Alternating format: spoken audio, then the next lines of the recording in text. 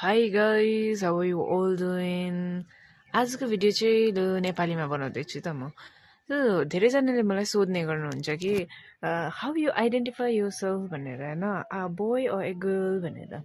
So म यति मात्रै भन्नु चाहन्छु कि अब त्यो गीत त सुन्नै भएको छ होला सबैजनाले।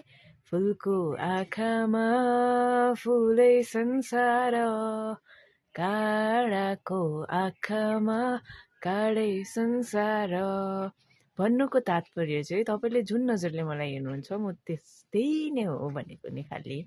अन्त त्यति हो।